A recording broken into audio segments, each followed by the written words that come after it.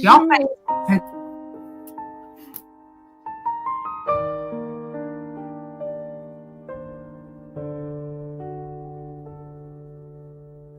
In the murk of twilight's glow, tales of horror gently flow through the annals of the past. Mysteries we seek to cast. In the shadows secrets lie, truth that time cannot deny. Voices echo, stories blend. In the night they never end. True crime tales that chill your spine. Cold cases lost in time. Duo murders dark and grim. Pique your interest, drawing you in. Every mystery left behind. Whispers creeping in your mind. Covering all sorts of crime. Stories twisted but sublime.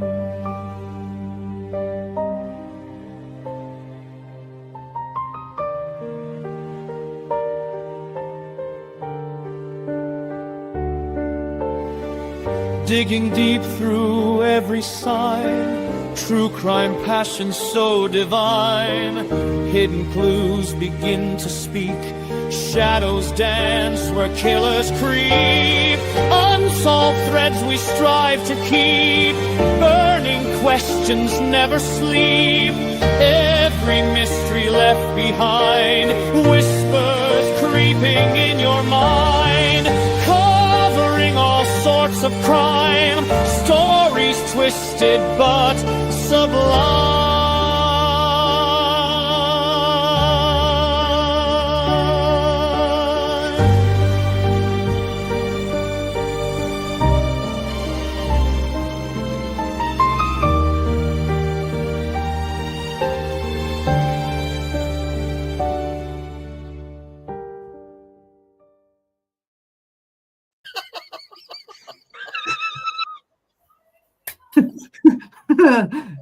Fucking hell. Good evening, everybody. Welcome into True Crime Duo Does a Crime. Smash me a like, subscribe, hit the notification bell. Fucking behave, but Vindaloo, fucking whatever you were saying, fucking Kumar and Patel. Harold and Kumar. Fucking Harold and Kumar. I'll give you bastard Harold and Kumar. Cheeky beat. Do you know what I'm saying? Can't behave, can they? You know what I'm saying, ladies? Yeah, you can't be polished. Some people. That's why we're not polished. For this one, we can actually blame the chat. Exactly that, yeah. Yeah, we're sweet and innocent. How are we doing, Cruisy Love? All good? All right, not bad, yeah. I enjoyed yesterday, though.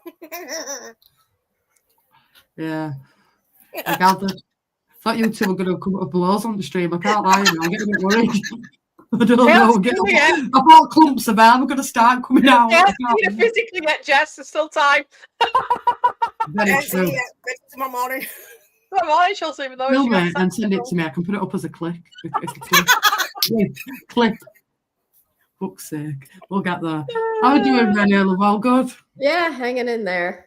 How about you? You're hanging in there when you've listened to this Dennis Nilsen one, all right? Oh, God. Stacey, all good, love, yeah? All good, darling. Right. Jules, darling, has just popped your name up on the list already. I was going to do the Memphis 3 next week. No, sorry, week after. But because it's such a complex and twisty case, I'm going to have to do it for a few weeks because there's so much in it. And I've only watched one documentary, and Renee said I need to watch more because it's just so much in it. It is so... When you from the first documentary I watched anyway, you think it's one thing and then bam, they throw another one in there to confuse you. Watch Cassidy and Sundance Kid. He's gonna get slapped. I love that movie, by the way. Listen, next time he finds a fanny, he's gonna find it with fangs like that. What? Sorry, that polishness, but Vingers, get fucked, fucking Butch Cassidy. Yeah, well, I'd like it to be polished, but there's no point, is there? I don't know why we try, ladies. Isn't it? Get through this chat and then we'll get on to this. Big up, Kevin. Well, Like yes, yeah, definitely.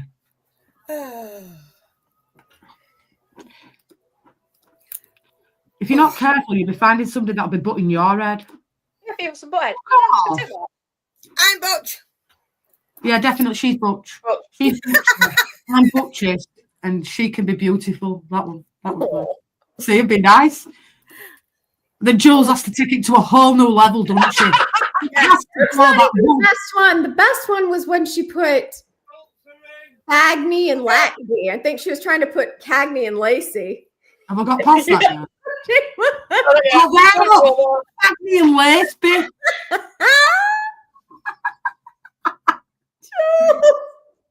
Get it all out.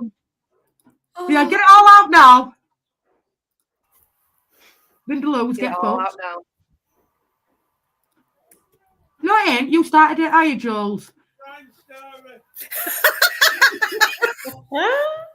What did you say? I was in love. She'll come down and see she'll be next week's crime story. Why? Who's gone? No, sorry. I don't know what was. Go on, Jules. Go on, girl, darling. Use the power. Abuse the power. Right over to you, Stacey. Love, I'm ready to go when you are. Right. I like how she paused. I like how she muted to celebrate. Anywho. Cruiser. 1 minute, Stacey, before you do. I've heard that you've got a new CD player. Do us a favour, love, and get it fit by somebody professional. I don't want to end it up on fucking roof. Do you know what I'm saying? It's not a CD player. It's just stereo. a normal touchscreen stereo. Please don't put it in. We'll take the feedback all apart.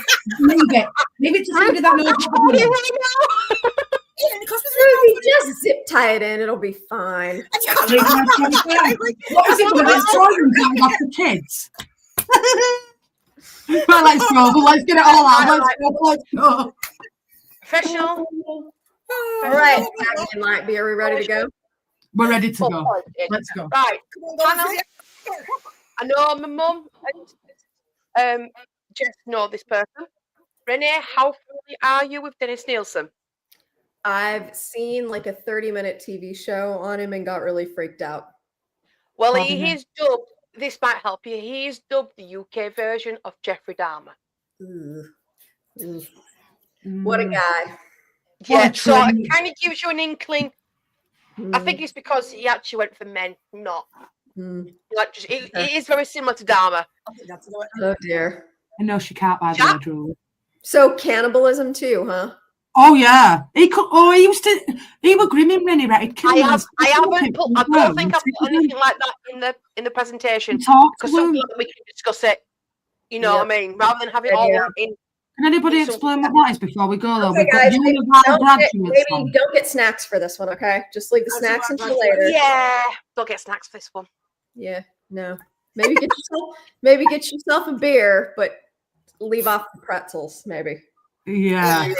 Leave off the meat. If you've got any meat, I would advise you not to eat it. No. Whatever's not in the presentation, Jess and my mum, bring it up. Feel free. Let's go, Stacey. Let's go. I'll leave it out. So then people can just add their own opinion. Right. Let's get this. So this is Dennis Nilsen. It's a young photo and his mugshot. Looks like Sutcliffe to me. Yeah. A lot of people will say that, especially his young photo.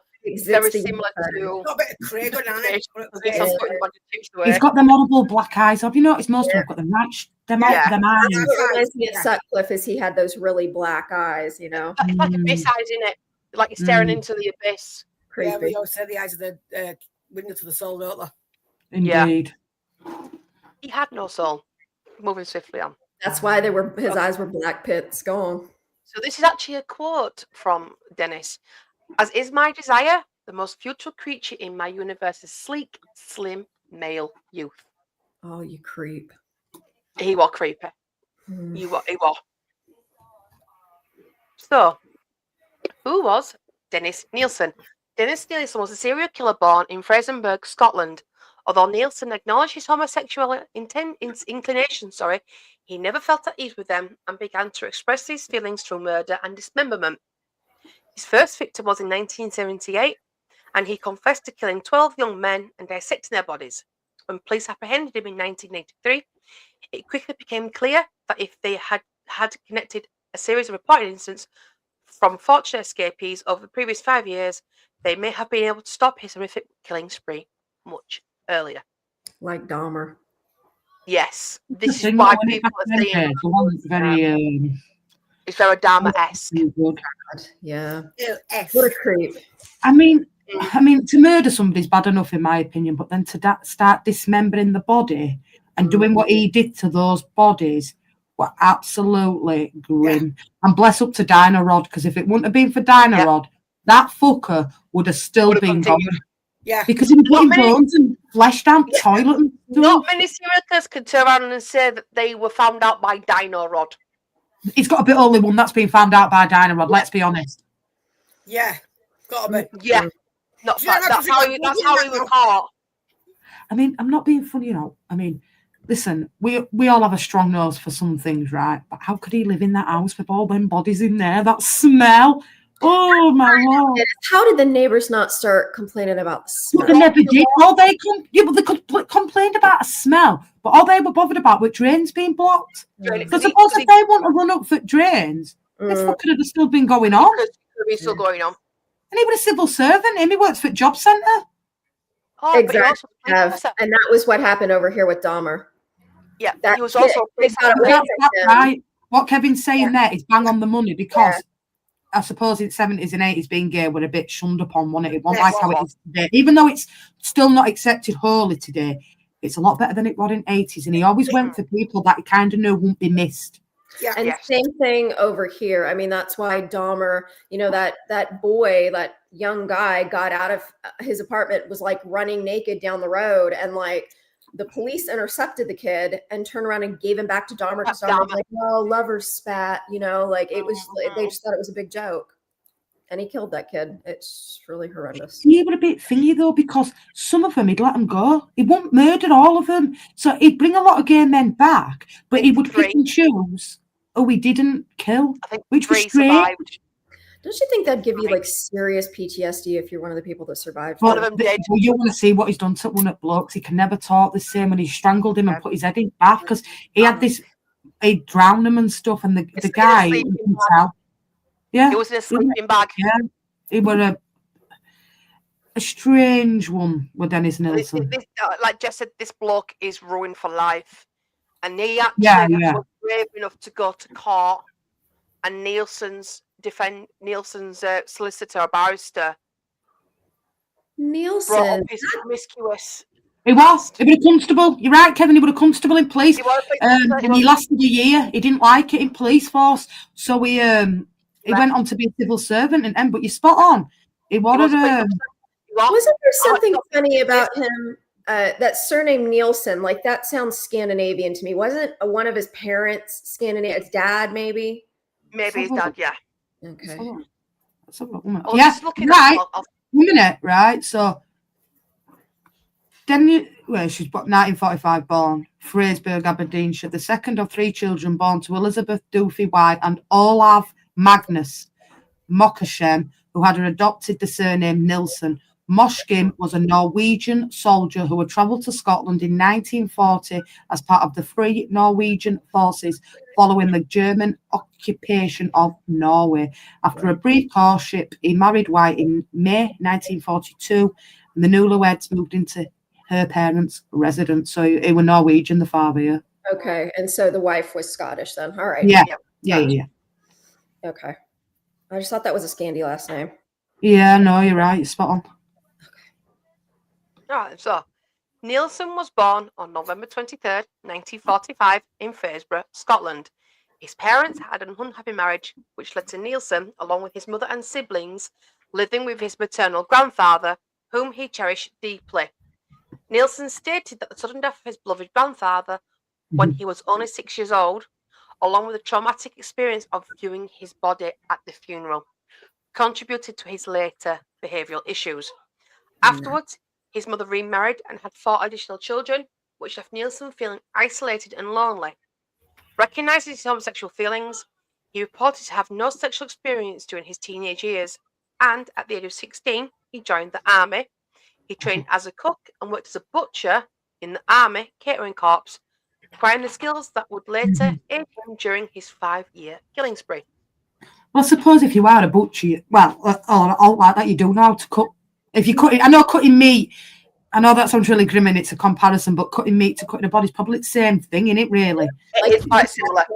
Like you hear about that with hunters. Like if you can field dress animals, then you can do it with people. Yeah, that's exactly what Tony's dad used to be. He used to work in the army, the catering corps, and he could make anything. That's how that's probably why he just could do it. He was like second nature, like cutting bodies up to him because in army. Like there were no, like I know for a fact. I don't know about you ladies, but I would gag. I couldn't do it. Yeah. Oh, I couldn't do that. I don't think I could do it. You got to have a very strong stomach. Yeah, you would. Unless you've got power tools, you've also got to be pretty strong too. Do you know what I mean? Exactly. Yeah, I do know what you mean. Yeah, that's gross. And I don't think Rennie, I don't know if it stays here, but I don't actually think he used anything electrical, did he, to cut the bodies up? Nope. It was all knives and stuff on it, like mallets. You know what you were on about over there, Rennie? All hand. All by hand. And all in the house as well. Or what he'd do is, he lived in a few places, I think, did Dennis Nilsen, and he would burn the bodies in a fire, try burn the bones. In the first flat he lived in, he was in a downstairs, so he had access to a garden. So the majority of his victims were burnt beyond recognition. Yeah. And then he was in the top flat in the second one, wasn't he, where he had no garden. So he used the floorboards and stuff. Oh God. Oh yes. Right. After leaving the military in 1972, he began, as Kevin has rightly put out, he began police training, where he developed a keen interest in more visits and autopsy corpses. Although police work provided him with opportunities to indulge in his morbid interests, he ultimately resigned and transitioned to a recruitment interviewer. Nilsen's first official encounter with law enforcement occurred in 1973. David Painter, a young man Nilsen had met through his job, alleged that Nilsen had taken photos of him while he was asleep. Painter was so outraged by this that he required hospitalization following their altercation. Nilsen was taken in for questioning regarding the incident, but was later released without charges being filed. Well, if I watched a documentary, I think at the time this was actually reported, it was one of his former police officer friends that interviewed him. And he actually turned around and said to the police officer that he reckons Nilsen would be doing a lot more dangerous things and he was spot on. And I bet he was doing stuff in them morgues. Don't tell me he wasn't doing... What do they call that when they do things to dead bodies? Necrophilia. You want to necrophilia, anyone? With some bodies... I mean, how can you get, like, a keen interest in dead bodies? I do not know. The grandfather... Seeing his grandfather's dead body. Yeah, all right. But I'm sure you guys in your time have seen a corpse in a coffin, dead. I have personally. Yeah. I've seen a few dead bodies. That sounds grim, but I've been to an open casket funeral as well. Yeah, and I've even cleaned dead bodies. So you know what I mean. It's not like I don't have this obsession with them, was it? Do you know what I mean? No. Mm-mm. It sounds like a song. Early life continued. In 1975, he began living with David Callaghan in a garden apartment located at, as we mentioned, 195 Melrose Avenue in North London. Despite Callaghan's denial of any homosexual relationship between them, this arrangement lasted for 2 years, and when Callaghan departed, Nilsen's life started to decline into a state of alcohol dependency and isolation, ultimately leading to his first murder 18 months afterwards. I don't think he could deal with being lonely, Stacey. Yeah. No, he couldn't. He had this fear of being... But every one of us in our own way on this stream or in general are lonely at some point. Yes. You know, like Rennie lives on her own, for example, but that doesn't mean Rennie then feels the need to go out, pick a bloke up, bring him back home, murdering him and sitting him in a chair talking to him because... Do you know what I'm saying? Like, I've never done that, not even one time. No. Wow, I would have thought not, Renee, love. You know what I'm saying? Not even I mean, I the know word. people are lonely out there, but not to what he did. Absolutely not. No. And I know he was a bit of an alcoholic. He did like a drink and stuff like that. But that's the thing. That he never said that was a relationship, but I do believe it was because it was companionship for him, because it was all right when he lived with him. He'd never committed murder. It's after he'd gone. He just didn't want to be on his own. He had this absolute anxiety of being alone, which is scary, really, to think that leads you to doing that. Big up, Cody. Right, going again on us. No, fuck off you with them lampshades, you scruffy cow. He's on the list to cover, you know. Oh, hang on. Dogs are going to fight 1 minute. The dog's always having a fight. Always. Spray bottle him. That's what you want to do. I thought she said my dad's having a fight, and I thought, can't Susie just handle that? Hey, listen, it's bad enough finding out that it took 4 that moved that frigging trailer from one garden to this garden. And I was the only person that moved it from my garden around into Bay. Slick print it. Well, they don't call you Butch Cassidy for now, cruising, love. I'm like, Dave went to another 4. It's on his days. No, you would be trying to sort the dogs out. Right. We're going to get into his crimes now. Let's go. Nilsen became increasingly disturbed by his sexual encounters, which only seemed to reinforce his loneliness when they were over. He met his first young victim in a pub on December 29, 1978, and invited him home, as he had on previous occasions. The next morning, overcome by a desire to prevent the young man from leaving, he strangled him with a tie before drowning him in a bucket of water. Taking the corpse to his bathroom to wash it, he then placed it back in his bed, later remarking that he found the corpse beautiful. He attempted to have sex, unsuccessfully, and spent the night sleeping next to the dead man. He finally hid the corpse under his floorboards for 7 months before removing it and burning the decaying remains in his back garden. Just stop there, Stace. Can you imagine what that body looked like after 7 months under that floorboards, right? Smelled like. And he just picks it up and puts it in garden like it's a joint of lamb. Yeah. Oh, that must have been grim. And the smell. Smell like. Ugh. Oh, that's grim. He has got one strong motherfucking stomach. That guy's got no emotion whatsoever. No. Nilsen had another close call with the police in October 1979 when a young student accused Nilsen of trying to strangle him during a bondage play session. Despite the student's claims, no charges were pressed against Nilsen. So there again, he's got they had him in their grasps because no charges were filed. He got away with it again. Well, the thing is, right? So I know he had this thing of like bringing blokes back, all right, or if it were women, vice versa. But if he were that inclined on being lonely, why didn't he just ask him to stay? Why just go to presume and go ahead and kill him anyway? Do you know what I mean? Like, let's face it, Stacey. If you're a homosexual back in them days, right? Well, not a lot of them. They were all on the streets, majority of them. You're telling me they wanted to stay there for companionship. That's what I don't get with him, why he did that. Because I'm sure they'd have fucking stayed anyway. Yep. Yeah. And what an evil way to kill him, Stace. To then strangle him, but then drown him, and then get him dressed, clean him up, and put him back into his bed, knowing he's dead, and then trying to get a thrill by having sex with him when he's dead. Yeah. It amazes what the mind exactly can bend it to. But no. It's scary. Very. And yet, that's another claim being made against them, and they still got away with that. So that's a couple now, and it's like, nah, just forget it. The busies though haven't done the job after again. No, they haven't. Nilsen met his second victim, Canadian tourist Kenneth Ockenden, at a pub on December 3rd, 1979. After a day filled with sightseeing and drinking, which concluded at Nilsen's apartment, he once again gave in to his fear of abandonment and strangled Ockenden to death using an electrical cable. He disposed of the body in the same manner as before, spent the night sharing his bed with it. He took photographs, engaged in sexual acts, and ultimately concealed the corpse beneath the floorboards, frequently removing it to converse with it as if Ockenden was still alive. No. So he would actually put him in a chair. Yeah. And sit opposite him and have a conversation with him like he was still alive. Put TV on, a record player on, and cook food for him like they were, like he was still alive. Yep. But how can you reconvene with somebody, Stacey, when they're decomposing? Exactly.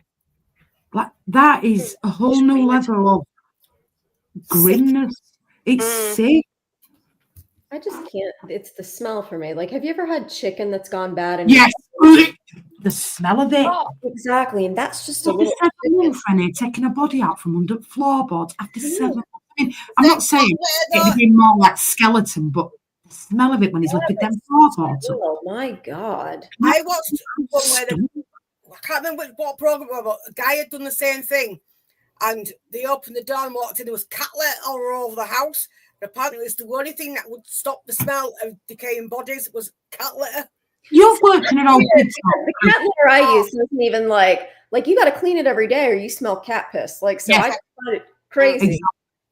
Even the most expensive cat litter that you use, Rennie, it still fucking stinks. I used to use that cat salmon I had mine, and it still stinks. And that's cleaning it every day. Yeah. Man, they Absolutely. must have some good cat litter. That's all I can say. It's like you reckon He used to be nose blind to live in that. Having got floorboards. He must have been. And fucking, mind you, we were on ground floor in that flat, so I kind of get that. One, Yeah. Yeah, it's colder as well. It being in the floor. True. So his third victim, some 5 months later, was Martin Duffy, a homeless 16-year-old who he invited to spend the night on May 13th, 1980.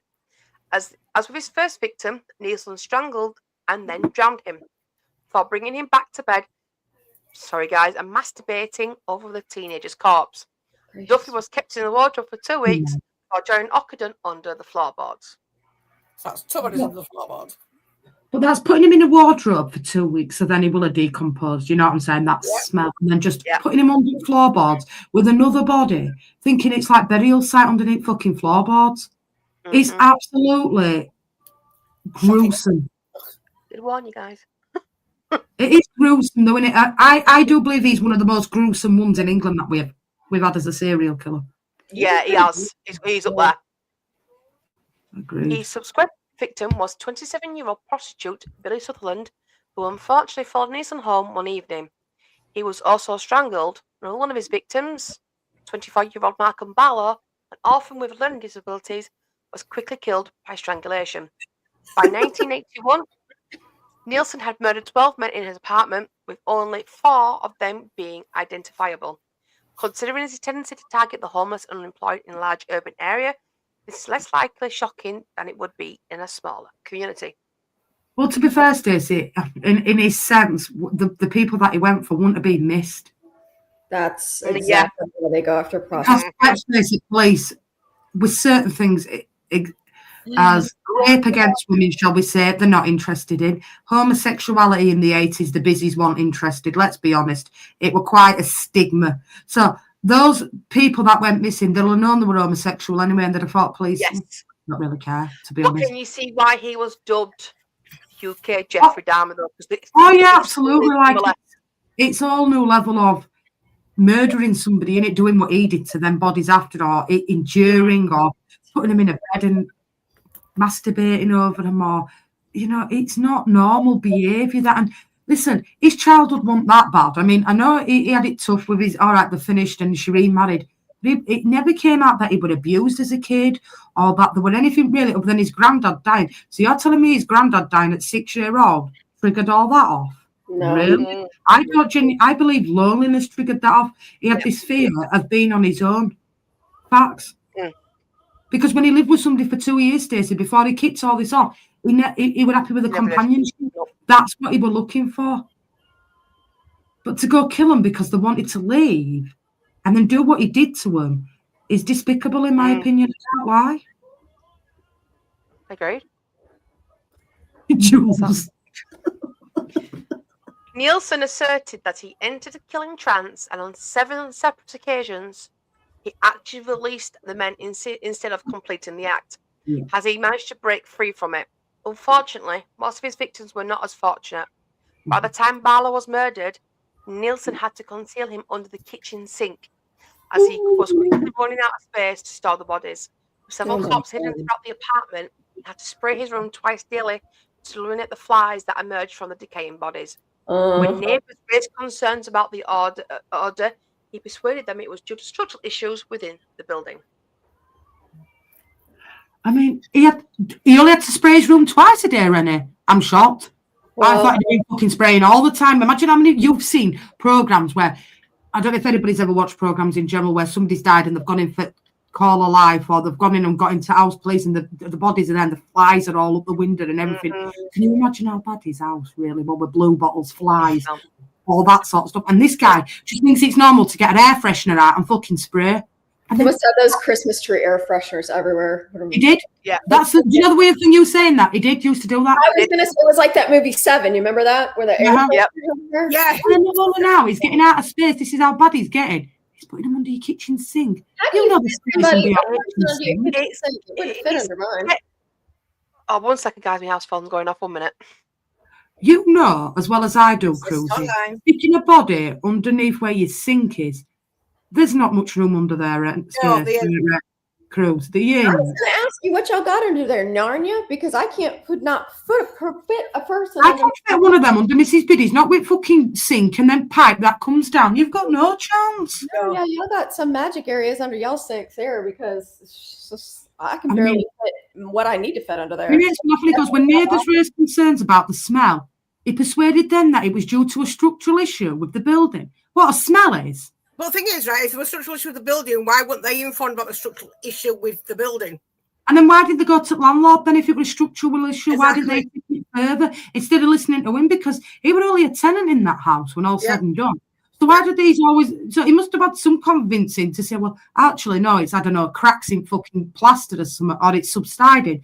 There's no way you can put that in to a structural damage. I think they also shared the house upstairs, though, innit, as well. What kind of mentality they had. Did they smell it, but did they click on? Absolutely not. He didn't have planning permission. Yeah, I mean, I know the smell of death because I've smelled it myself, do you know what I mean? And it's you walk into LGI or St. Jimmy's, you can smell death in there as soon as you walk through fucking door. We know that smell of death. There's just that smell. Yeah. Yeah, good. Yeah.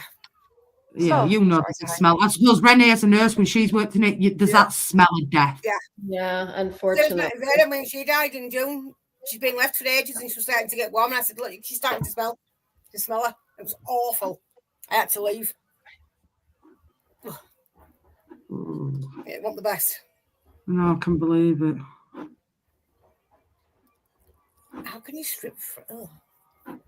I mean, it's not. We go from. It's like changing rooms with them, and I don't mean that in a sick way. 1 minute it's under floorboards, then it's in wardrobes, then it's under fucking sink, then it's in walls. It's like changing fucking rooms. Fuck me. Yeah. Right. So I'll continue. Sorry about that. To dispose of the bodies, he would strip off his clothes and dismember them on the stone kitchen floor using a large kitchen knife. Occasionally, he would also boil the skulls to strip away the flesh, placing the organs and viscera in plastic bags for disposal.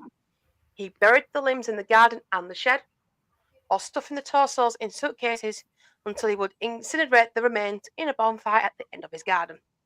At times, he would maintain fires throughout the day without arousing any suspicion from his neighbours.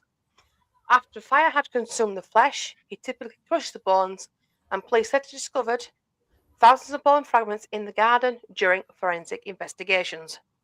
But he must have really burnt them bones. You know as well as I do, Stacey, if you've ever had a fire or not like that, or if you've ever like chucked a carcass on it or not like that, you know how long that's some burning. That had to be some heat to get that into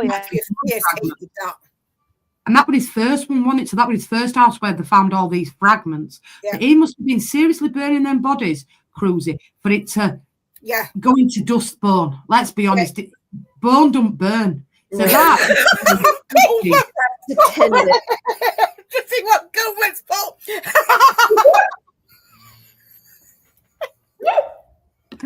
Hey, what you giving it, Cooper? Nilsen's house smelt better. Oh God, sorry. I just got to swim. Yeah, it's got to be at a certain temperature to burn. Well, this is the thing, innit, Kevin, right? As we would, like, if we started doing that, like, we fucking neighbours would be out. Why are you having a fire at this time? And what's going on? Clearly, them neighbours were just all blasé to it all. They had like he had the anti-Karen neighbors. They were not. It's like here, question. I've just moved out next door to me. Then about 5 one night in back garden. Last one 4 doors down. She came round, bought your fucking gate off, and went round back and decked fire out, and then threw a bottle at the house. I only had a firing garden at my other house. Fucking hell, I had neighbours round carrying on. Mrs. Biddy were out in the street carrying on with them, and that was one fire. That's why I've having 15 years living there, and that must have smelled. It did. And then, and not only just to do that, but to boil the skulls on a fucking pan that that cooker that he ate on. You serious? It's not very clean. Back up again in a minute. Not very clean. Doesn't understand. Just saying, you can't then go prep food in there. It's really gross. No. He used to eat in there and all. He used to cook them food. In 1982, in a desperate attempt to stifle his homicidal behaviour, Nilsen moved into a top-floor apartment at 23 Cranley Gardens, Muswell Hill, also in North London, which had no garden and no convenient floorboards. Still unable to Convenient floorboards. A further 3 victims were killed in this apartment between his arrival and February 1983. These victims were identified as John Howlett, Archibald Graham Allen, and Stephen Sinclair, and presented Nilsen with much greater disposal challenges. Given the apartment's lack of direct access to outdoor space, he overcame these obstacles by boiling the heads, feet, and hands and dissecting the bodies into small pieces that could be flushed down the toilet and disposed of in plastic bags. Wrong. I mean, boiling their hands, the head, and the feet, then dissecting them into small enough pieces to be flushed down bog. Oh. Cover. It's perfect polished cover, do you know what I mean? Oh, that was gross. That is disgusting. absolutely gross. And I mean, it's just how he says it, no convenient floorboards. Yeah, I'm sorry. I didn't mean to laugh, Stacey. No, I know what you're saying. No, It's just how you say it. Yeah, Like, that's just. So at Cranley Gardens, there were 5 other tenants, none of whom were well acquainted with Nilsen. In early February 1983, one of these tenants summoned drain specialist Dino Rod to address the blockage. While the tenants, including Nilsen, were present.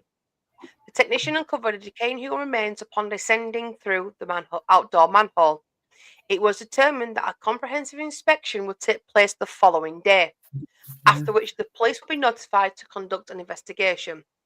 As Nilsen became increasingly aware of the likelihood of being caught, he attempted to erase evidence by removing the human tissue from the drains that night. However, he was seen by the tenant living below, who grew suspicious of his behaviour. Reports indicate that on the morning of February 9th, 1983, he jokingly told a colleague, "If I'm not in tomorrow, I'll either be ill, dead, or in jail." Because Dinah Rod come and they found something, but they couldn't because it was late on in the afternoon. Yeah. It were a bit like this time when it were getting dark, and he did go down manhole and tried to get it. What were down there, but because he flushed, and I know this sounds really grim, a lot of flesh and stuff like that. Just said there were, like when I say about having a turd down toilet and he blocks toilet up. Oh, that's to a whole nother level. Dinah Rod were expecting that. They weren't expecting to find fucking flesh and all that.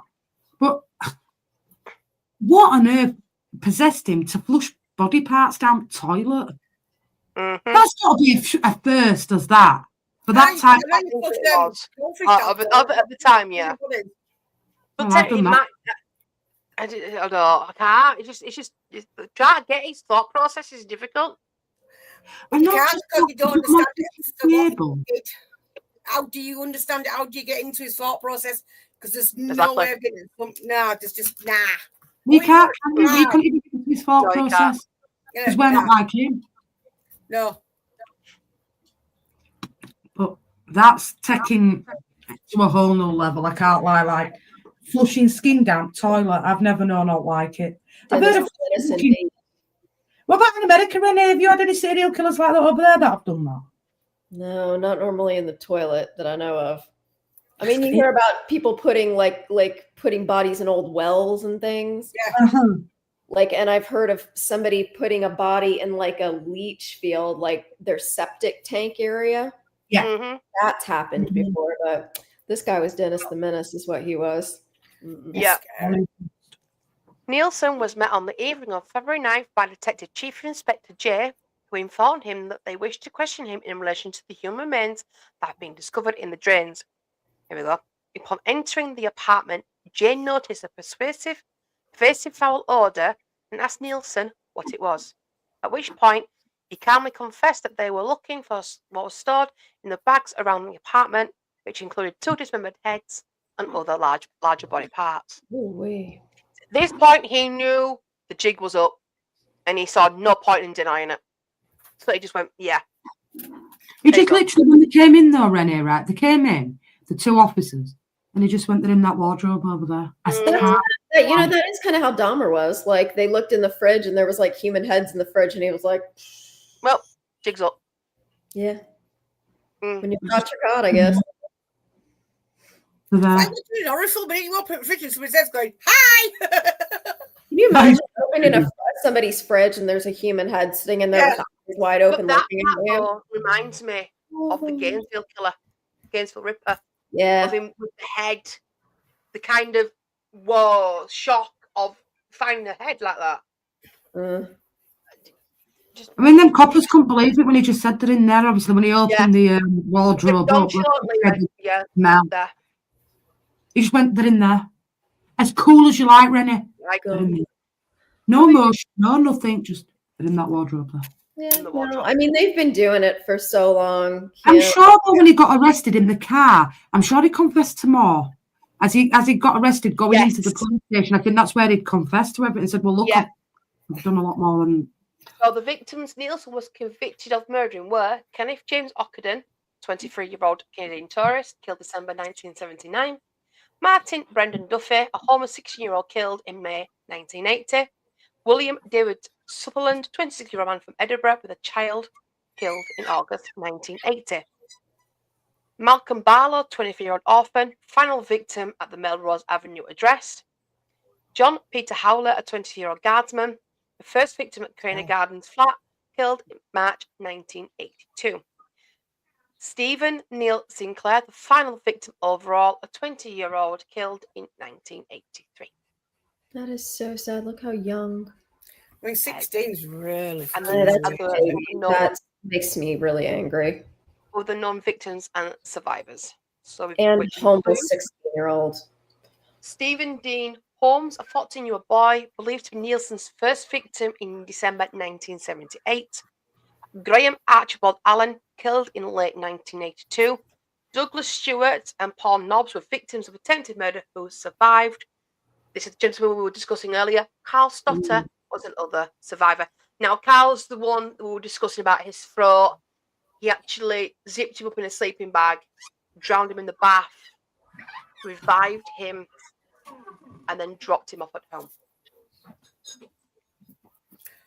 Imagine the PTSD you'd have from that. He's got it so bad. Yeah. Fucking hell, won't be able to sleep or anything. Carl Stotter is the one out of all Nielsen's victims that survived. Carl Stotter is He's the only one that's ever come out and publicly spoken, though, hasn't he? Yes. The other 2 have never come out and publicly spoken. I mean, if you ever get a chance to watch that documentary, that TV series they did on him, Nilsen, it's a what? Yeah, it even looks like my mum watched it because she said it looked too like him. Is it the one with like David Tennant, isn't it? Yeah, he really does look like that. I've seen it. I've Renee. I was side by side, the mugshot of Nielsen and the mugshot portrayed in the TV series David Tennant. It's so creepily similar. It's so eerie. Isn't it? It's quite scary actually. Look at it again, by the way. Arrest and trial. Upon his arrest, he provided comprehensive information regarding his killing spree. Sorry about the exclamation mark. I just realised I needed to move that. Acknowledging the attempted murder of confessing to the murder of 15 young men, even after receiving a legal warning. He also acknowledged the attempted murder of 7 others, although he can only identify 4 of them. Throughout the process, he displayed no signs of remorse and seemed keen to help the police gather evidence against him, even leading them to his former residence to indicate specific disposal locations. Following his confession, Nilsen was detained at Brixton Prison while awaiting trial. Here we go. During his time there, he filled over 50 notebooks with recollections to the aid of prosecution and created what he called sad sketches that illustrated his treatment of some of the victims. He appeared indifferent about his future, oscillating between a lack of remorse and concerns regarding public perception of him. He dismissed his legal counsel, then reinstated him, only to terminate his services again shortly before the trial commenced. In the UK, can someone choose to represent themselves in court? Yes. Yeah. Are you in America, Renee? Yes, and the saying is that the man who represents himself has a fool for a client. That's the big. Yep. Yeah. And another question here about receiving a legal warning. Is that like in the US when they read you your Miranda rights, you have the right to remain silent? Anything you say basically against you? His lawyer would say, I recommend you do not reply to that. No comment. Shut up. Yeah, this is not going to go. Yeah, basically, but he refused. No comment. Yeah, he refused. Shut the hell up now. He knew he was done for if that made. He knew he was after that.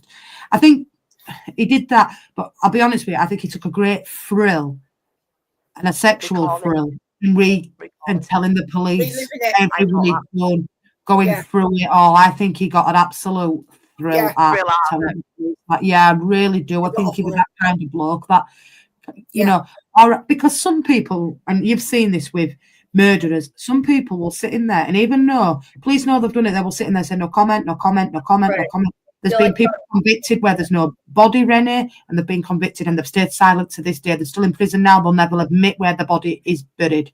For example, Susie Lampo, for example. You know who did it. He's gone to grave and we'll never know where she's buried. And I just genuinely believe the reconnection of it all really give him a cheap thrill. Like he loved it. That was his power. That was his last song to say, well, I did this. Because when he did what he did, the police didn't realise that he had other property before that, right? So if he wouldn't have admitted to what he did, they probably wouldn't have even checked that property out. No, and he'd have probably only got them for the bodies that were in the house. Yeah. In the flat. Told him about you're right, love. He openly admitted there were more bodies in this first one because I think the first house has been demolished. He remembered them all, Rennie. Like he remembered the names. Yeah. You know when he met them, and it's very as a serial killer. I don't know many that can absolutely remember everyone they've killed and every name they've killed and who they were, where they picked them up from. You know, that's quite a stupid person to do that. Like Total Recall, and you can remember second. And I've seen some of them sketches, what he'd done. I don't know if Stacey's seen any of them. And they do. I've not added them, but yes, I have. I have seen them, and they do really are very close to what he actually did do in there. And do you know what, right? And I'll be honest with you, some of those got actually sold and people bought those. Oh, yes. That kind of stuff in prison, and then he could sell them because, believe it or not, I don't know why we're allowed to do it in this country, but the drawings can be sold.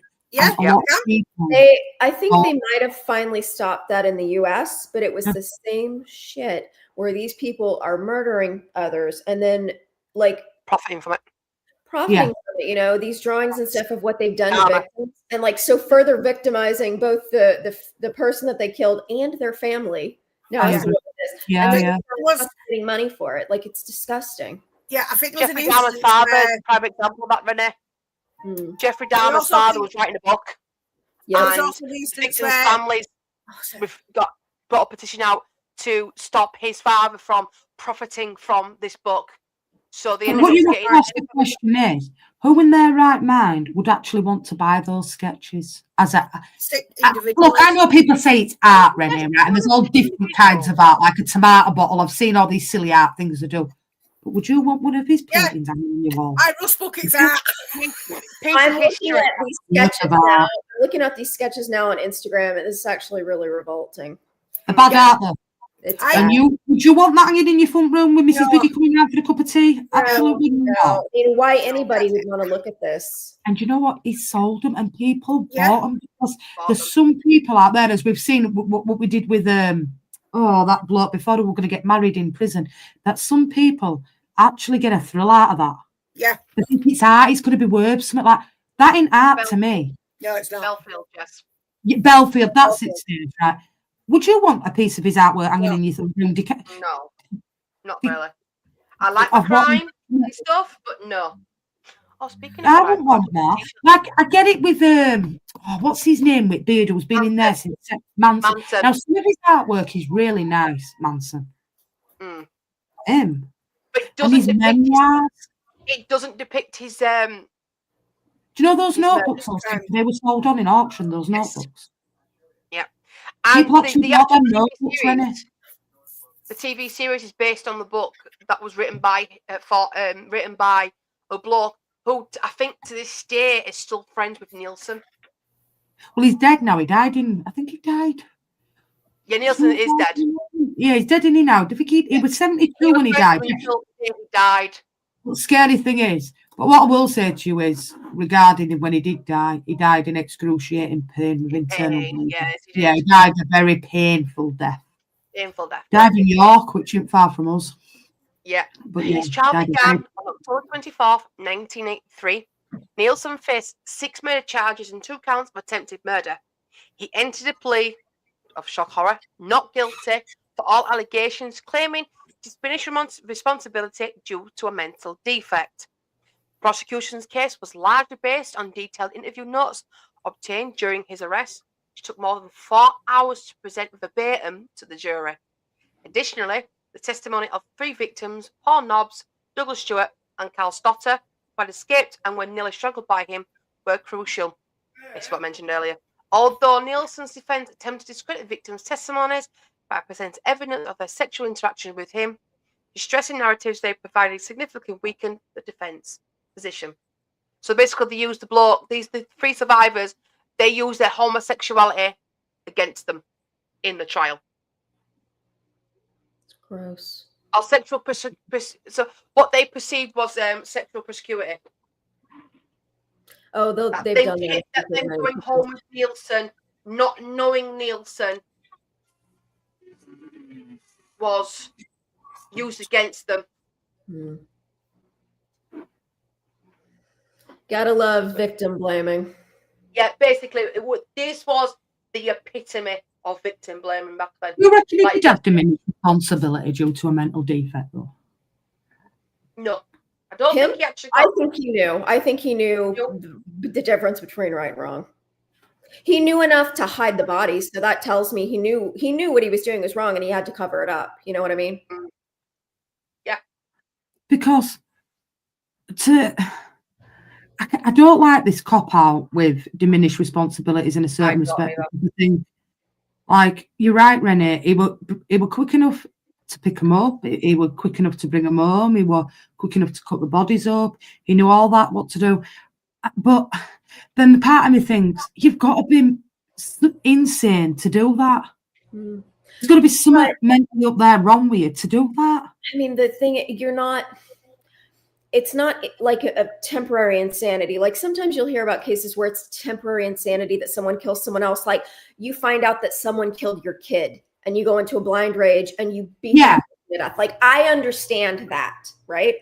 But if you're luring someone to your house and you've got it all planned out, like, you're not crazy. You're thinking clearly enough that you're going to do those things. Do you know what I mean? Like, you're thinking clearly enough to, like, make plans. You're thinking clearly enough that this is definitely wrong. You've got to get rid of these bodies because you know you're going to go to jail for that. Like, to me, no, that's not temporary insanity. Temporary insanity is something where, like, finding out someone murdered your kid and you kill them and it's like right then. Do you know what I mean? Like, that to me is temporary insanity. See, diminished responsibility is used quite a lot in England, Renee. It is used as quite a lot. I think Beverly Allen ended up with that. She's in Rampton, which is a mental hospital. Yorkshire Ripper ended up in Broadmoor. Yeah. It is quite a bit. I mean, I get it and I get that side of it, but then I think, like, something's not up there quite right, Renee. Yeah, no, you're not hardwired correctly. Like that. You know, like, yeah. But it is used a lot in this country as diminished responsibility. They try it a lot here. You know, the one that I went along with, the one, I don't know if you remember that, Andrea Yates that drowned her children in the bathtub. She had 3 or 4 kids and drowned them in the bathtub. Mm-hmm. That woman to me was like not mentally, like truly, I think she was insane. And she went to a mental hospital, like an inpatient mental hospital, you know, criminal mental hospital, and she is there to this day. I think that was the correct call. Because that woman use that because they don't want. See, I use it. I think it's always a cop out, me, Rennie, because I think a lot of them use it because they know in a mental institute, Broadmoor, for example, Rampton, it's totally different from being in a prison environment. So they know by claiming insanity or mental defect that they will not be put into a prison. They will be sectioned indefinitely under the Mental Health Act, which is totally different from going to a category A prison, in my opinion, because there's a few that I like it, but Beverly Allen, for example. Now, I'm going back to 93, 94 with nurses and stuff like that, but she's in Rampton to this day, Renee, and that was in 1993, and she still says she didn't do it, and she will not admit it. She's been in Rampton for 30 odd years. So with that, you knew what you were doing, in my opinion, but they tried to use that defence because they know that in for an easier ride in a mental institute, in my opinion, than they are in a category A prison. I hear you. And yes, Cuba, that's the same woman. And I pin a lot of that on her husband because at one point he had moved her and those children. They were living on a school bus. She had 4 little kids, the 3 boys and the baby daughter living on a school bus. Like, I'm sorry. And then he walked away from all of it and remarries and has this whole other family. And like, I'm sorry. No. Like, I would go crazy living on a school bus with 4 tiny children, like, and I don't have a place to bathe them and keep them clean. And like, what? No. Like, that case was insane. And she was like not mentally well. I think he drove her to be not mentally well. Yeah, exactly, Kuba. She was one that you just listened to her. And apparently to this day, she feels now that she's better. I mean, she's just destroyed that she killed her children, you know, and it's sad. That one was just a sad, sad case. But I would agree with Jess. I think it's few and far between people that actually temporarily insane, you know, diminished capacity. I would say it's a hell of a lot less than people who try to claim it. And especially when he's had no previous of mental, he's been on tablets or he's been, you know, psychotic or all like that, you know, like in, what do they call it? Psychopath or delusional thoughts. Yeah. There's none of that in his psychotic and all that. There's none of that in his previous, even growing up as a kid. There's nothing there that says, you know, like he had these thoughts or, you know, he was on the medication for it. A bit like with Michael Stone, where it did say time and time he would go into them, they were chucking him away, and he did have mental schizophrenia and stuff like that. So it's got a broad part. You know, for me, I just think he wanted an easier ride of it. That being in a category A prison, for example, like Wormwood Scrubs, to going into Rampton Mental Secure Hospital is a totally different kettle of fish. It really is. From prison to a secure hospital in this country, it's massive. It's totally different. Yeah. That's just my opinion. I'm probably wrong. What do I know? It's right. Easy ride. That's what things. If we say we're mentally insane, then we're getting easy ride. And a lot of people don't call it and shout it, and then in fact they're not. It's the way they are. Physical evidence comprised photographs of murder scenes, along with the chopping board utilised to dismember the victims and the cooking pot. Sorry, I knew that'd happen. Give me 2 seconds. I'll go back to the other slide. Go on, I'll read it. You go. I'll read it. Do you want to read it, Renee? I can read it for you. Arrest and trial. Physical evidence comprised photographs of the murder scenes, along with the chopping board utilized to dismember the victims, and the cooking pot that was used to boil the skulls, feet, and hands, which is currently exhibited at the Black Museum in Scotland Yard. The defense's argument was largely based on the testimonies of two psychiatrists, Dr. James McKeith and Dr. Patrick Galway. McKeith recounted Nilsen's difficult childhood, his struggle to articulate emotions, and the consequent disconnection between mental processes and physical actions, which influenced his self-identity, suggesting a lack of full responsibility on Nilsen's part. However, during rigorous cross-examination by the prosecution, McKeith was compelled to withdraw his assessment regarding diminished responsibility. Sound like a movie. Why would you want to put that in a museum, that cooking pot? Who the fuck wants to go visit that?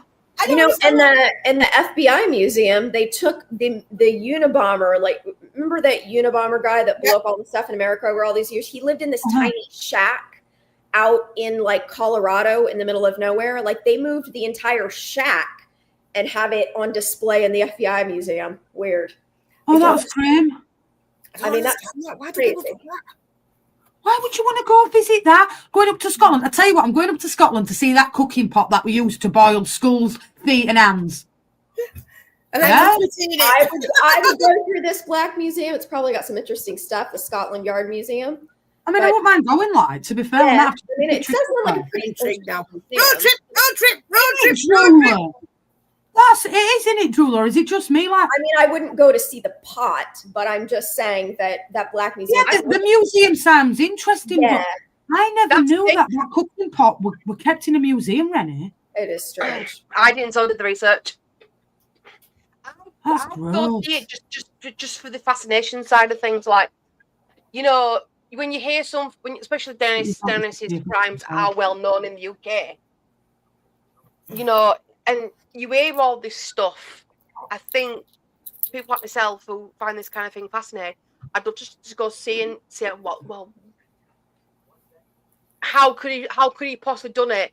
And then if you see it for yourself, you're like, oh well, maybe, you know, it makes sense type thing. You know, the funny thing about that, Kuba, is the more of this AI shit comes online and it's causing all these problems, the more you start reading that manifesto by Kaczynski and going, this is getting a little too on the nose. Yeah, a little too on the nail. Just swung it off again. That's another one you could do, Stace, is the Unabomber. He was an interesting one. That's on the list. That guy was Let me just double a check. genius. That is on the list. Oh, it's not. Thank you. I've actually got the list up. Now it's on the list. Yeah, he's an interesting one. He's still alive and is in that Florence Supermax prison in Colorado, where 23 hours of the day you're in lockdown. It's meant so that you never see another person. Yeah. And they've designed the windows where you can't tell exactly where you are in there. It's very creepy, that Florence Supermax. Yeah. The second psychiatrist, Galloway, assessed Nilsen as experiencing a false self syndrome, which is marked by episodes of schizoid disturbances that render him unable to engage in premeditation. However, much of his testimony was highly technical, prompting the judge to question the complexity of Galloway's diagnosis. The prosecution presented Dr. Paul Bowden as the rebuttal psychiatrist who dedicated significant time to evaluating Nilsen. He found little evidence to support the claims made by the defense psychiatrist. Dr. Bowden indicated that Nilsen exhibited manipulative behavior along with some indications of mental irregularity, yet he remained aware of and accountable for his actions. I think that's bullshit saying he can't premeditate. Like, he was premeditating. He was Possible. lured to his house. Like, that's all premeditation. Well, they were premeditated because as soon as he knew they were going to leave the house, he knew we were going to kill him, Renee. Exactly. Yeah. That's all premeditated. Like, come on. I don't want to hear it. And I don't believe he was psychotic. I mean, clearly he's wronging. There's something wrong. Yeah, he's wired up wrong, Renee, but I don't think he was mentally ill. In my opinion, I don't know. I think he knew exactly what he was doing. Because he carried on doing it. He killed 15, Rennie.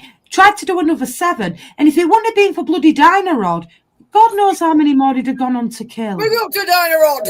And he went, look, Renee, he didn't go for run-at-mill people, like middle of the road, people that had been missed. He had a certain type, like people he'd pick up in a pub at 16, 15, and that. He knew exactly what he was doing, and he knew exactly who to go for, in my opinion. The homeless 16-year-old, the kid that was a orphan in his early 20s. I mean, it's people that, it's like that Green River serial killer that was going after prostitutes, knowing that these are women that are addicts. These are women that will go away for long periods of time. Like, family's not looking for these women. They know what they're doing.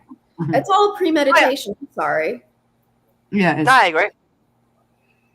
So what are you doing week after me then, Stace, before we move on to the next slide? Let's take a look at the list. So I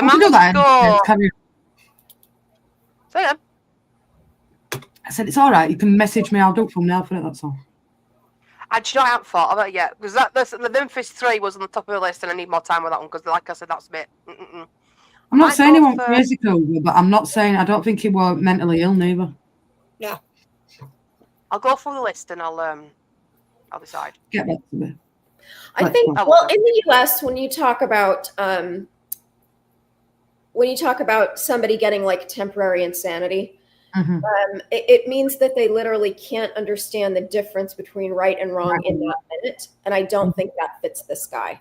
Like, this guy knew what he was doing was wrong. So I just don't think, although he clearly something was mentally wrong with the guy, I don't think, just based on what we're looking at here, I just don't see how he would qualify for, like, didn't understand the difference between right and wrong.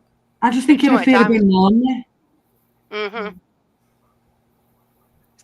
maybe because when he was on his own, like when his mum had all them kids in his next marriage, maybe that's where he's got it from, because he did feel isolated with another 4 kids and another. So maybe that's what it is. And I don't know, because I don't know if it's the same legal requirement as it is here over there. Like that to get the temporary insanity over here, it has to be like, you can't understand the difference between right or wrong. Like, you are so mentally disturbed. Yeah. You don't get it. I agree. Okay, to continue. They get checked in, don't they, as well? For assessments here for them. Almost doesn't know anywhere. Listen, Drew, before I move on, if it's like Harry's shit, love, no wonder. Say no more. In conclusion, the judge eliminated most of the psychiatric test terminology that had confused the jury, clarifying that mind can possess evil traits without being classified as abnormal. The jury convened on November 3rd, 1983, but could not arrive to a unanimous decision. The next day, the judge consented to accept a majority verdict, which is very rare in the UK. At 4:25 p.m., they announced a guilty verdict on all 6 murder charges. The judge sentenced Dennis Nilsen to life imprisonment with no possibility of parole for a minimum of 25 years. Nilsen passed away in prison in 2018. I like that your judges can overturn, like, you don't have to have a unanimous jury decision. That, I think, especially that's fantastic. Yeah. Do you know what's scary though? How they didn't reach a unanimous decision on that case. Yeah. I think the difference, like, what I bet it is, like, the meltdown that probably happened in that jury room had to do with, can you be evil and sane? Or if you are evil, does that make you crazy? Because, here the judge's clarification, and I have a feeling that the jury probably asked for clarification on the legal standard. He's saying, look, no, a mind can possess evil traits without being classified as abnormal. That I'd be willing to bet the jury asked for the legal clarification. True. So, yeah. I mean, I appreciate it. I have a lot of respect for people that are on these really bad jury cases. I do have a lot of respect for them. That's rough. You're not getting paid. And you have to listen to a lot and see a lot. Yeah. I had a friend who was in Vegas. She had to be on a jury case for a young woman in her early 20s who was murdered and dismembered by an ex-boyfriend. And she had to go to like therapy and get medication after because she wasn't able to sleep.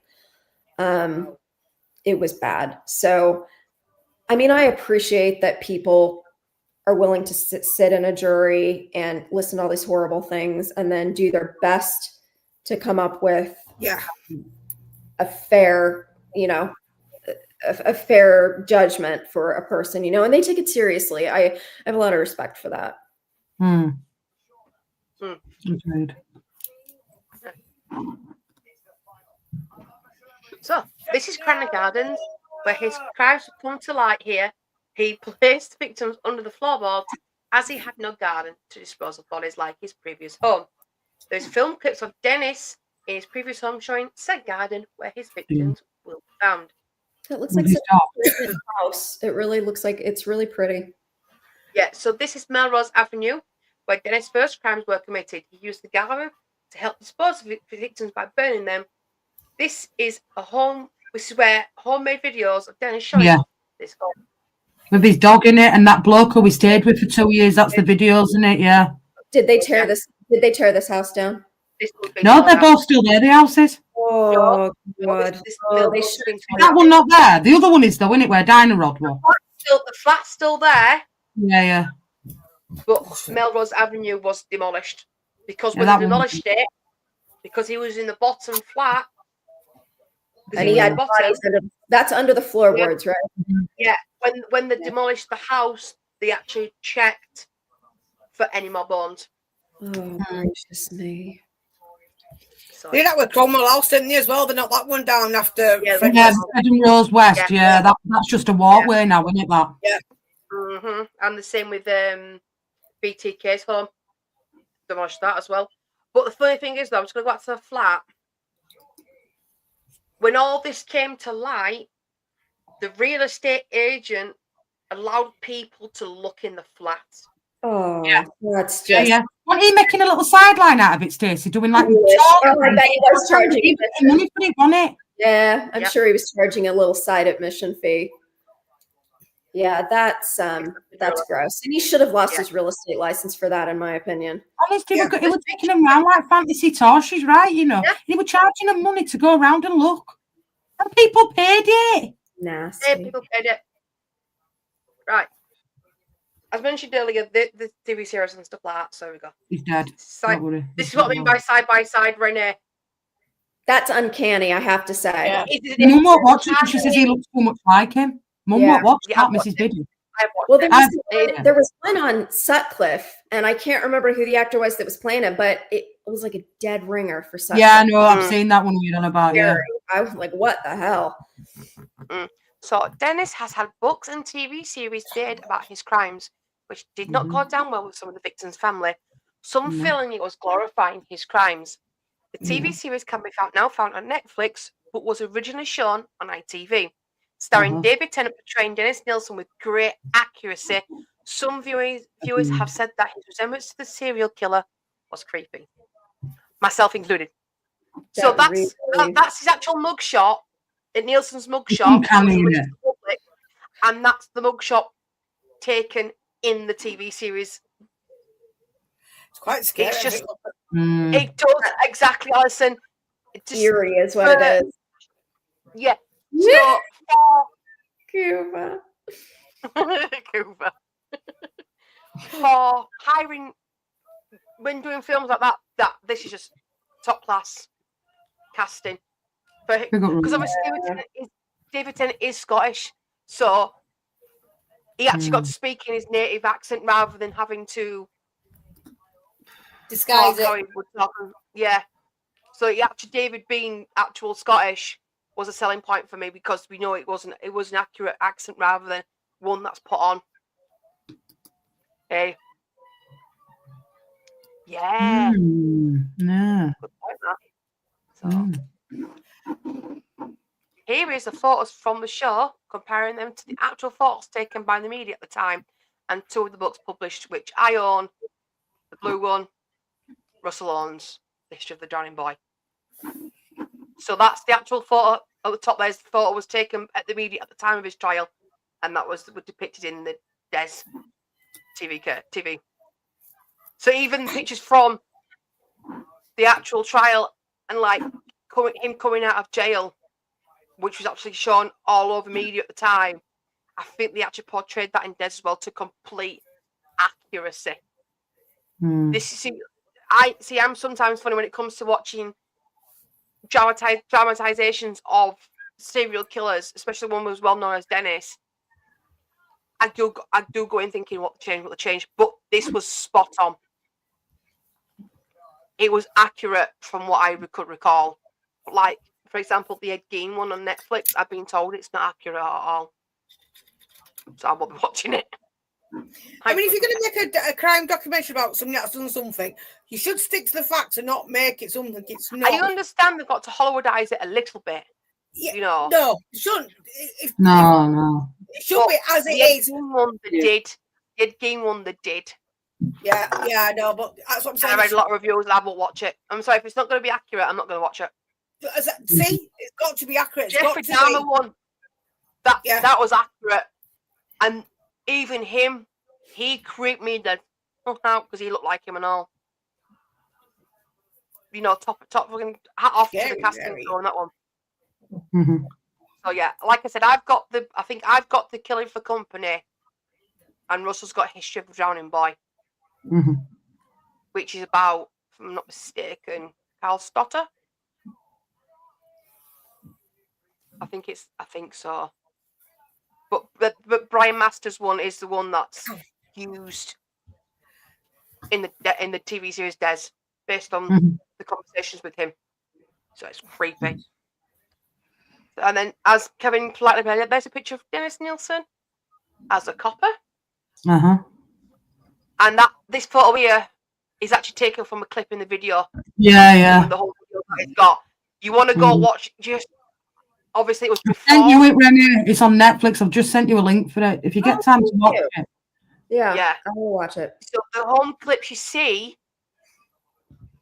True, Drula. True. Very true. True.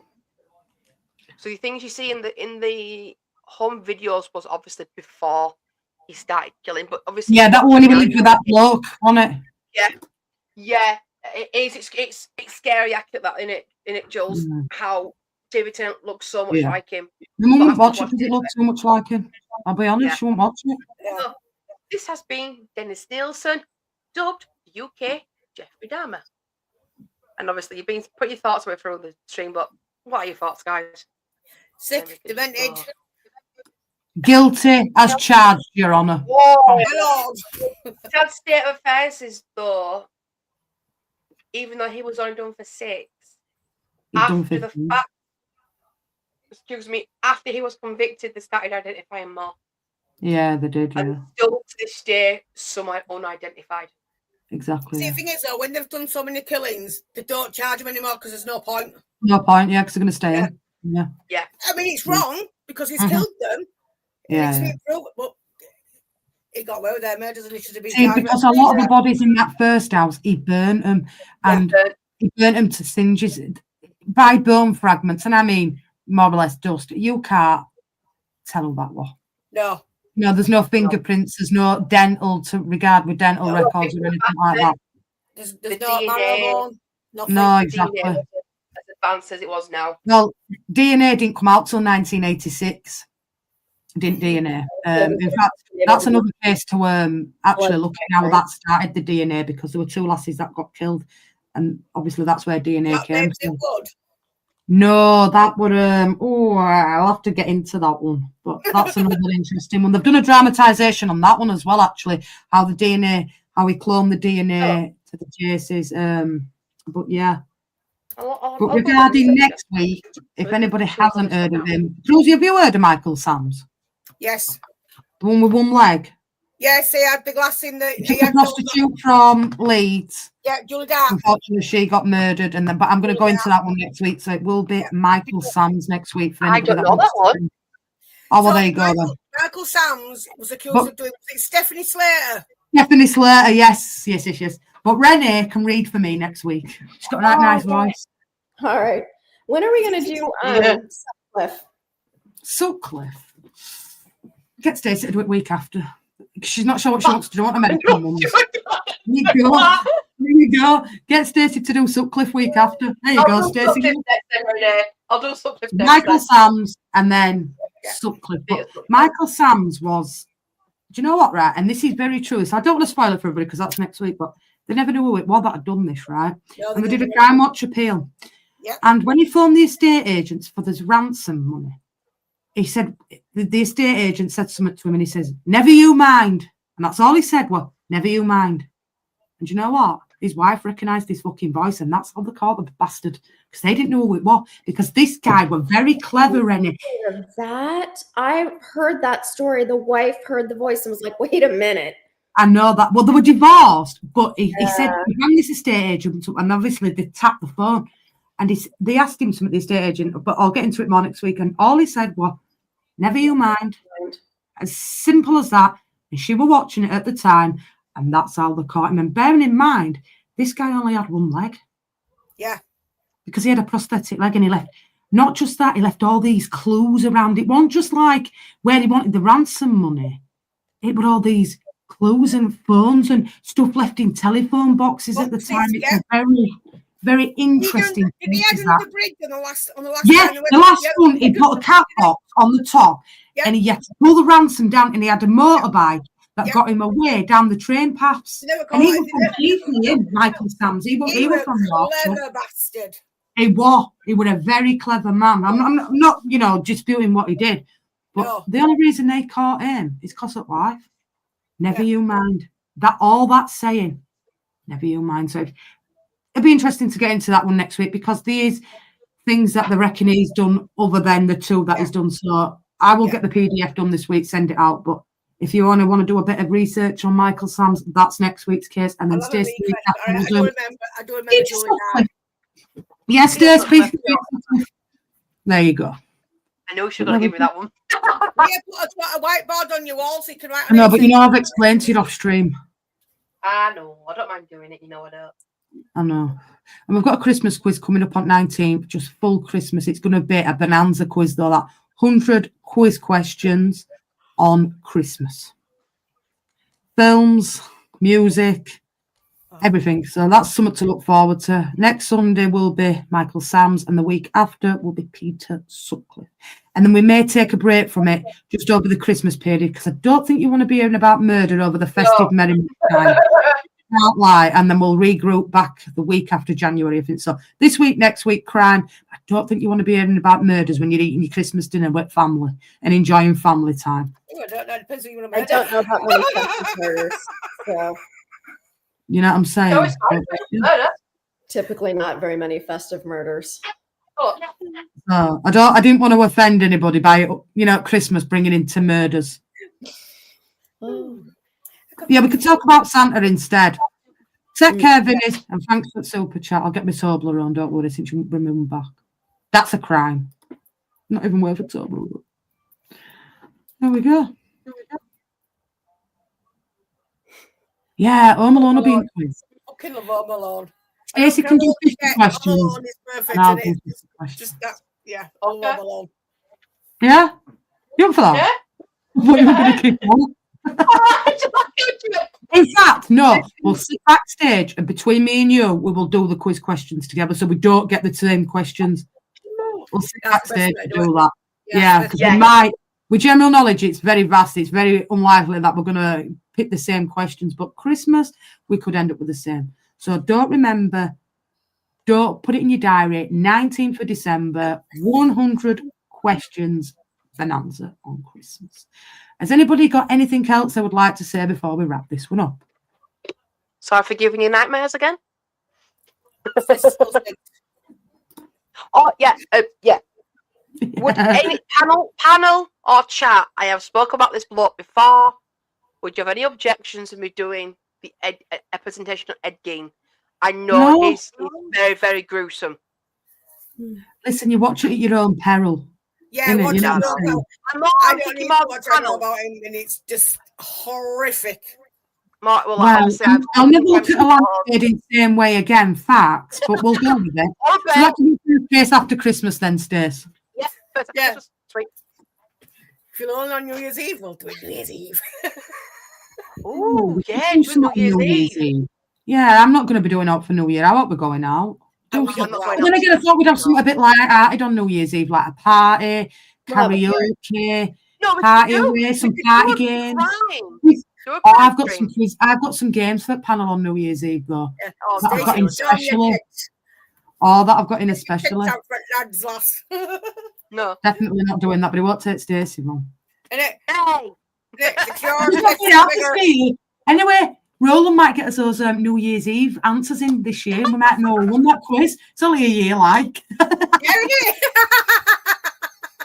She has no mercy. But unless anybody's got anything else to say, I think we'll wrap this one up, peeps. enjoyed that. Bless up to Stacey. Great work as always. Big up to Renee for joining us over the weekend when she's been hard at work all week. Bless up. Big up to Cruzy, who's going to fuck that van up as always. Rust bucket on the road, incoming. And big up to myself for just appearing. But on that note, guys. Norris on winning the F1. Oh, I liked you. I did. Now you can get fucked. Hello. Anytime, Drula, anytime. You know what? I'm glad he won. Do you know why? Because he's an English guy, and it's about time somebody else took over the world. All of us saying thank you and all. Verstappen. You say may as well. So, research for this week or your homework, Michael Sams. Next Sunday, 8 p.m. You know where to be.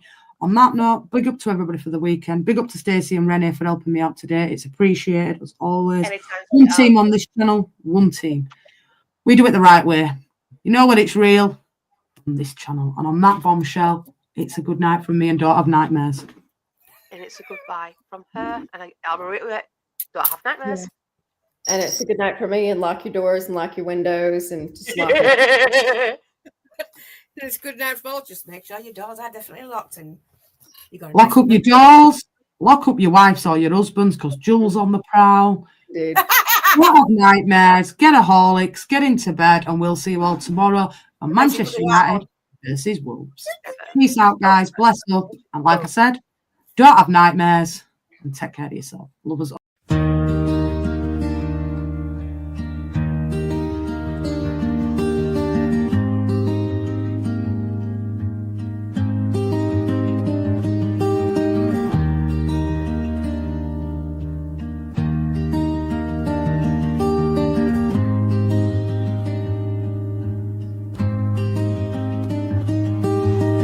Like and share, we shall see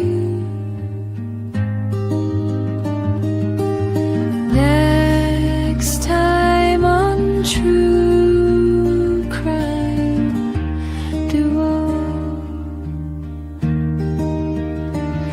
Make the right choices. Please don't have nightmares. Till next time.